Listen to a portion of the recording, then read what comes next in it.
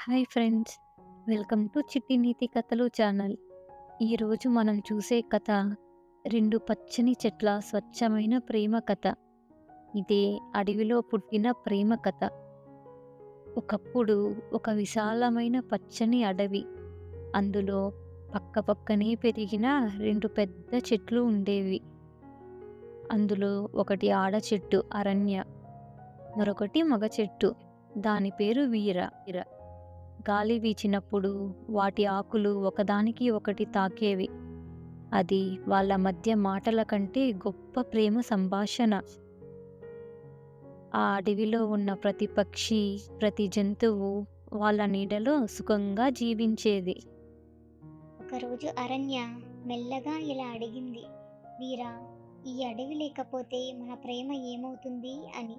వీర ప్రశాంతంగా ఇలా సమాధానం చెప్పాడు. అరణ్య, అడవి మన శరీరం, ప్రేమ మన ప్రాణం. ప్రాణం ఉన్నంత వరకు మనం విడిపోమనేసి. కథలు వినగానే గాలి మెల్లగా వీచింది. అడవి మొత్తం వాళ్ళ ప్రేమను అంగీకరించినట్టుగా అనిపించింది ఆ దృశ్యం. ఒకరోజు ఆ అడవిలోకి కట్టెలు కోసే రాము వచ్చాడు.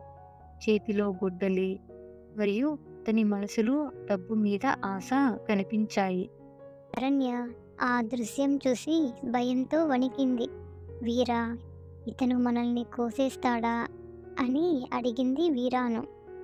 ధైర్యంగా ఇలా చెప్పాడు, భయపడకు అరణ్య, ఇది మన ప్రేమకు బలమవుతుంది అని.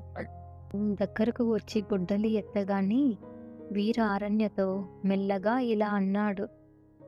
అరణ్య, నిన్ను కాపాడటానికి అవసరమైతే నేనే ముందు పడిపోతాను అని.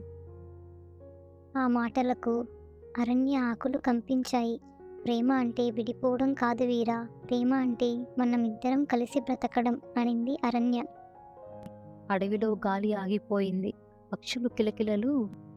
అరణ్య రాముతో ఇలా అంది. నువ్వు ఈ అడవిని కాపాడితే నీ జీవితాన్ని మార్చే నిధిదారి మేము చూపిస్తాం అని అరణ్య అన్నది. షాక్ అయ్యాడు. చెట్లు మాట్లాడుతున్నాయా అని ఆశ్చర్యపోయాడు. రాము కొద్దిసేపు ఆలోచించి ఇలా అడిగాడు. మీరు చెప్పేది నేను ఎలా నమ్మాలి అని. మీరు చెప్పే నిధి దారి ఎక్కడ ఉంది? ఈ అడవిలో ఆ నిధి ఎక్కడ ఉంది అని రాము ఆశ్చర్యంగా అడిగాడు. ఈ అడవిలో లోతుగా ప్రవహించి ఒక నది ఉంది. ఆ నది మధ్యలోనే నీకు కావలసిన నిధి ఉంది అని. వీర స్పష్టంగా ఇలా అన్నాడు, కానీ ఒకే ఒక షరతు, ఈ అడవిలో ఇకపై నువ్వు ఒక్క చెట్టు కూడా కోయకూడదు అని. రాము అంగీకరించాడు మరియు గొడ్డలిని నేలపై ఉంచి ఇలా అడిగాడు. ఈ నిధికి దారి ఎక్కడ ఉంది అని. చెట్ల ఆకుల కదలిక ద్వారా గాలి రామునికి దారి చూపించింది. రాము అడవి లోపలికి వెళ్ళి నదిలో నడుస్తూ ముందుకు సాగాడు. ఆ చల్లని నీరు అతని పాదాలను తాకగానే మనసులో ఏదో ప్రశాంతత కలిగింది. అతను మొదటిసారి అడవిని శత్రువుగా కాదు, స్నేహితురాలిగా చూశాడు. నది మధ్యలో ఒక పెద్ద రాయి కింద రాము ఒక పాత పెట్టెను చూశాడు. ఆ పెట్టె తెరిచి చూసినప్పుడు అందులో బంగారం లేదు, కానీ అందులో బంగారం కన్నా విలువైన నీటి దారాలను గ్రామాలకు మళ్లించి ఒక పటం ఉంది. సారవంతమైన భూములు గుర్తులు కూడా ఉన్నాయి. అప్పుడే రాముకి అర్థమైంది, ఇదే నిజమైన నిధి అని. ఆ పటం సహాయంతో రాము తన పొలానికి నీటిని మళ్లించాడు. కొన్ని నెలలలో అతని భూమి పంటలతో పచ్చగా మారింది. గ్రామస్తులు అతన్ని గౌరవించారు. అతని కుటుంబం కూడా చాలా సంతోషంగా జీవించసాగింది.